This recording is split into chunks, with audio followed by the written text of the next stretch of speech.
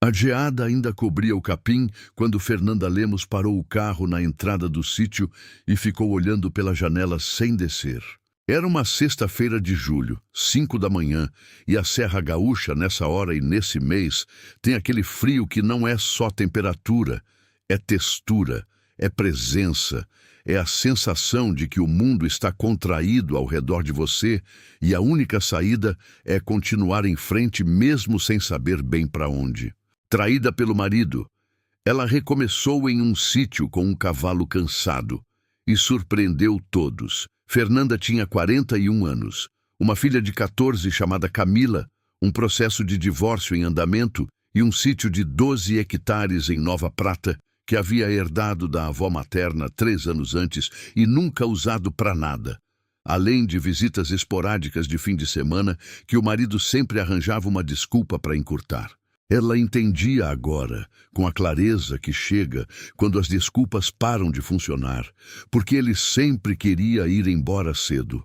A traição tinha vindo à tona de um jeito banal e brutal ao mesmo tempo. Uma notificação de aplicativo no tablet compartilhado que ela havia aberto sem querer. Não havia sido uma suspeita confirmada. Havia sido uma certeza chegando sem avisar, no horário do jantar, num dia de terça-feira comum.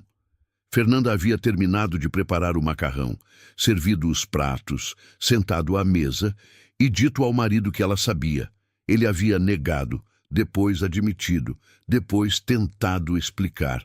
Ela havia ouvido até um ponto que sentiu como suficiente e dito que ele podia pegar suas coisas no fim de semana. 12 dias depois, estava parada na entrada de um sítio que cheirava a eucalipto e terra úmida, com 2 colchões no porta-malas e uma filha adolescente dormindo no banco de trás. E havia um cavalo.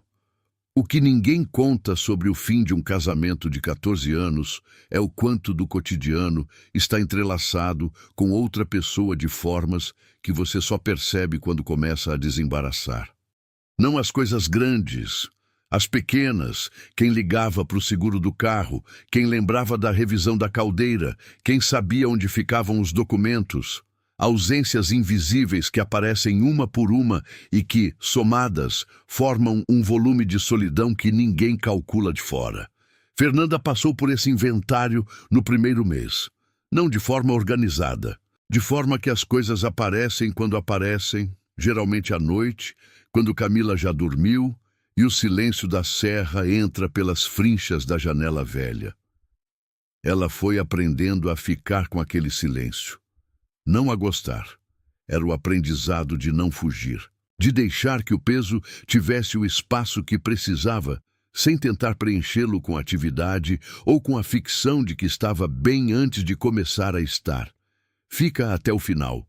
O que esse cavalo cansado fez pela vida de Fernanda, eu preciso contar com cuidado, porque é desse tipo de história que a gente precisa ouvir quando o mundo parece pequeno demais. O cavalo havia ficado no sítio quando a avó de Fernanda morreu. Era um animal de 16 anos, tordilho, aquele cinza salpicado de branco que fica mais claro com a idade, que a avó chamava de prata, e que desde a morte dela havia ficado sob os cuidados irregulares de um vizinho que entrava no sítio de vez em quando para verificar se o bicho estava vivo. Mas estava do jeito que ficam as coisas quando recebem o mínimo necessário e nada além, funcionando sem brilho. Fernanda não sabia nada de cavalo. Essa informação precisa ficar clara desde o começo, porque o que veio depois faz mais sentido quando se sabe de onde ela partiu. Tinha montado 3 vezes na vida, todas em situações turísticas com guia, segurando o animal pelo cabresto. Não sabia alimentar, não sabia a diferença entre casco e boleto. Não sabia o que fazer quando um cavalo tossisse ou mancasse, ou simplesmente ficasse parado no meio do pasto, olhando para o horizonte como o Prata fazia com uma frequência que no começo a preocupou e depois ela entendeu como característica. O Prata ficava olhando para o horizonte porque era o que ele fazia. Era um cavalo contemplativo. E Fernanda, que nos primeiros meses no sítio tinha dificuldade de dormir mais de 4 horas seguidas porque a cabeça não desligava, Foi descobrindo que ficar do lado de um ser que contemplava o horizonte com aquela calma específica tinha um efeito que ela não sabia nomear, mas que funcionava.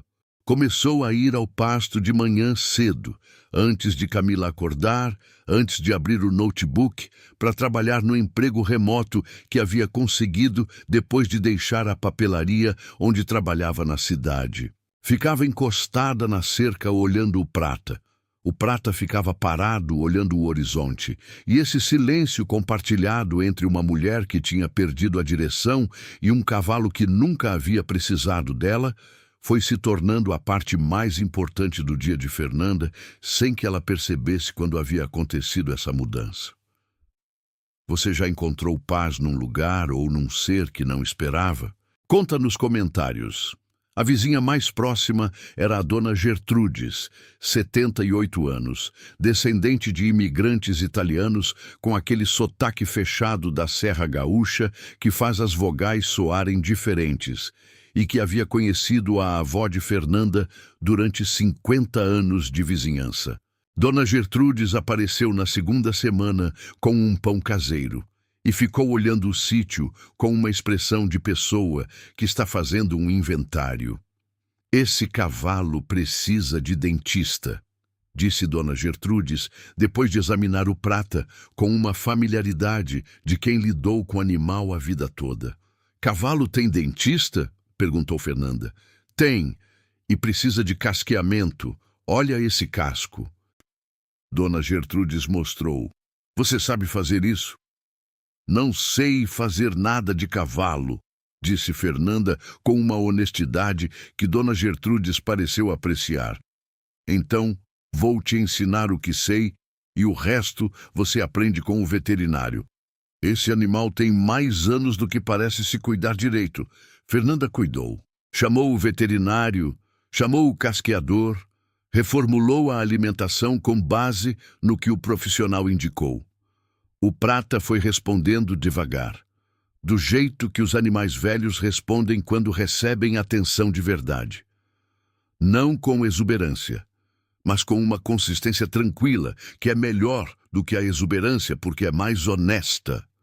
E Fernanda foi aprendendo a montá-lo, não de forma organizada, não com professor, da forma que ela aprendeu a fazer as coisas nesse período, perguntando a Dona Gertrudes, vendo vídeos no celular, tentando e errando e tentando de novo com a paciência de quem não tem mais pressa de parecer que sabe o que está fazendo. A primeira montaria durou 8 minutos e ela desceu com as pernas tremendo mais de nervosismo do que de esforço. O Prata ficou parado durante os 8 minutos com aquela serenidade de animal, que já viu muita coisa e sabe que esse tipo de situação passa. Não foi horrível, disse Fernanda para Dona Gertrudes, que estava de braços cruzados na cerca. Foi razoável, disse Dona Gertrudes, que não desperdiçava elogio. Camila foi se aproximando do Prata de um jeito que Fernanda não havia planejado e que observou com atenção. A adolescente havia processado a separação dos pais com aquele silêncio específico dos 14 anos, que pode ser ressentimento ou pode ser digestão, e que de fora é impossível distinguir. Com o Prata, Camila falava. Fernanda a encontrou mais de uma vez sentada no chão do pasto, com as costas apoiadas no flanco do cavalo, que ficava completamente imóvel, deixando a menina ali. Os dois parados na tarde fria da Serra Gaúcha, como se tivessem combinado aquele arranjo antes. Fernanda não interrompeu nenhuma dessas cenas. Havia aprendido que algumas curas precisam de espaço que não se preenche. O sítio foi mudando ao longo dos meses. A horta que Fernanda começou com sementes compradas no mercado de Nova Prata. As galinhas que vieram depois, porque ovos frescos saem mais barato do que comprado, e porque cuidar de coisa viva, ela foi descobrindo.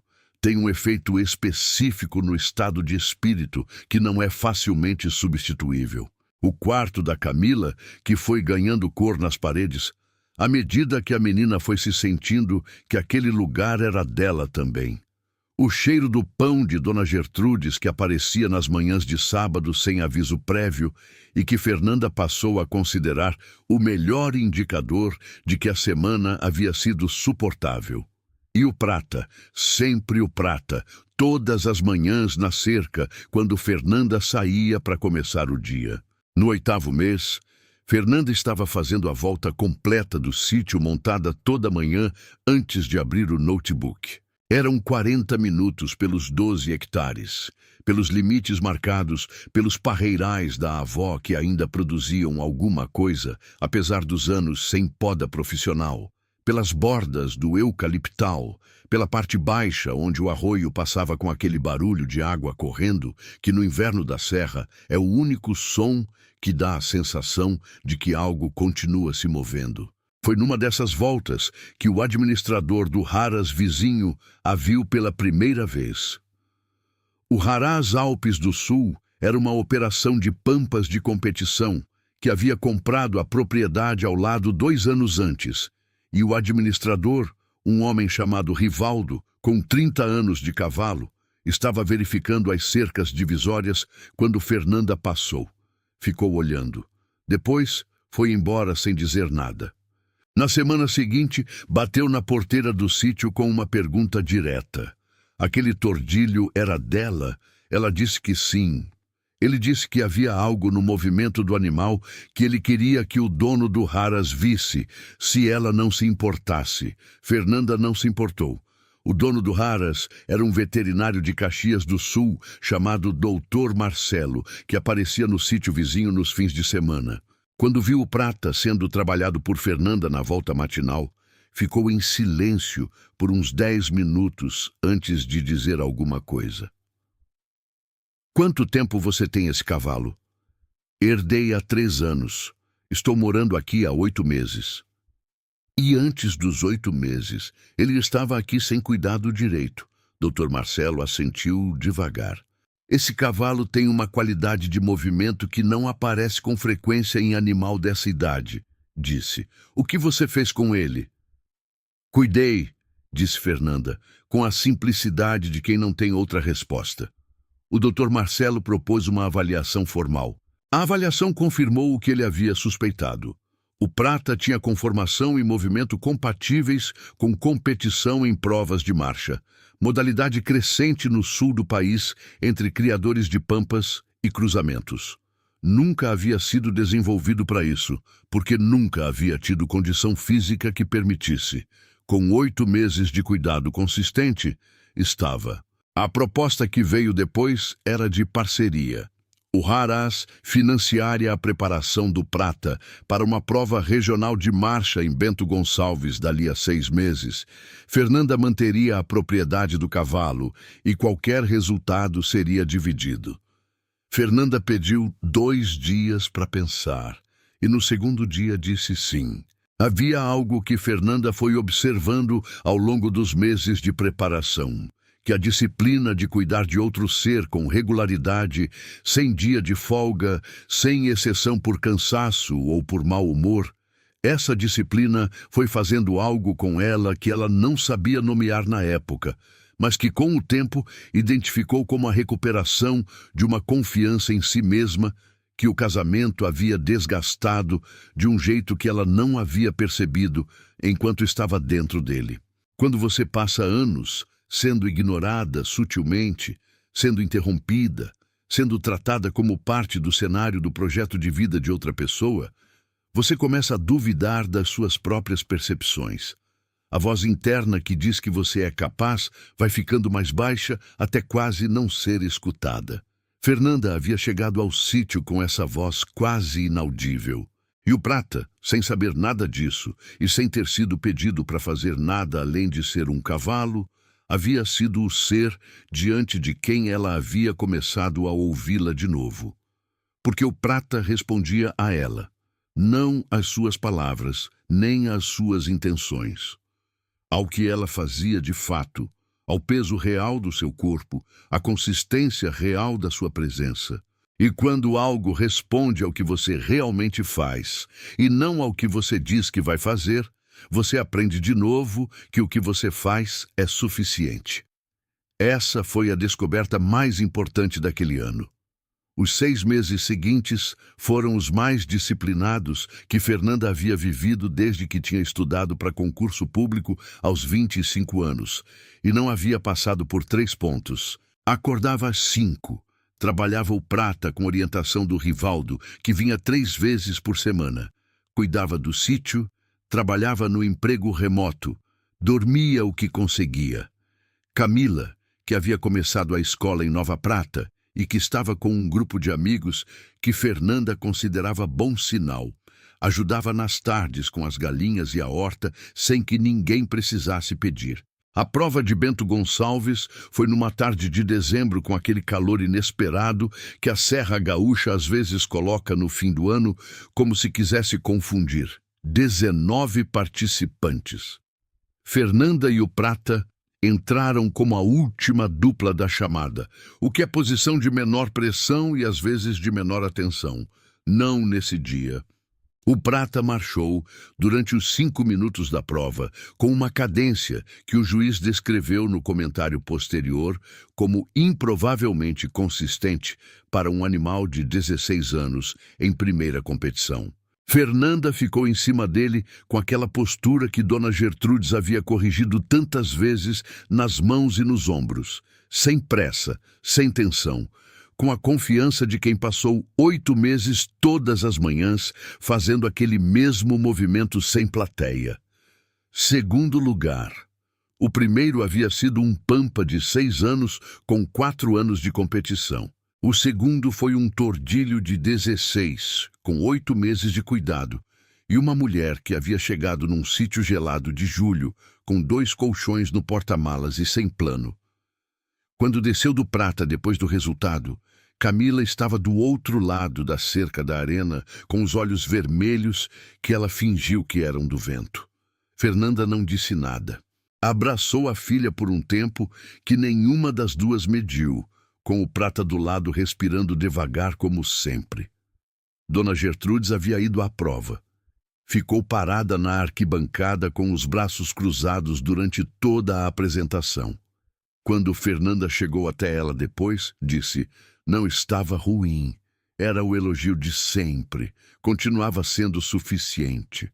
Fernanda guardou a faixa de 2º lugar na parede da cozinha do sítio, do lado de uma foto da avó que havia deixado aquele lugar para ela sem saber o que ele ia se tornar.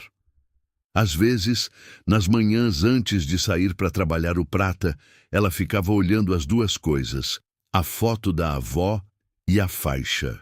Pensava que a avó havia guardado aquele sítio por razões que faziam sentido para ela, e que Fernanda havia chegado a ele por razões que fizeram sentido no pior momento da sua vida, e que as 2 coisas juntas haviam produzido algo que nenhuma das 2 havia planejado.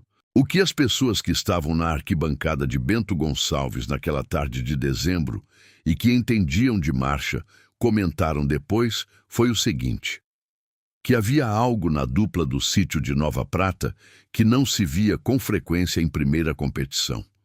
Não era técnica perfeita. Havia momentos de imprecisão que um juiz experiente apontaria. Era outra coisa.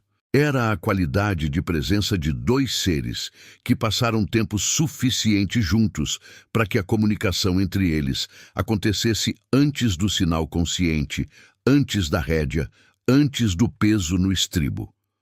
O Rivaldo ficou do lado da cerca durante toda a prova, com aquela expressão fechada dos homens experientes que não deixam ver o que estão sentindo até ter certeza do resultado. Quando o 2º lugar foi anunciado, ele assentiu uma vez para o lado e não disse nada. Para quem conhecia o Rivaldo, esse era o máximo.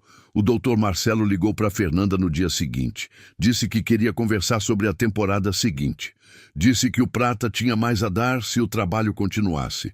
Disse que havia outros aras interessados depois de circularem fotos da prova nas redes dos criadores. Fernanda ouviu tudo. Depois disse que ia pensar.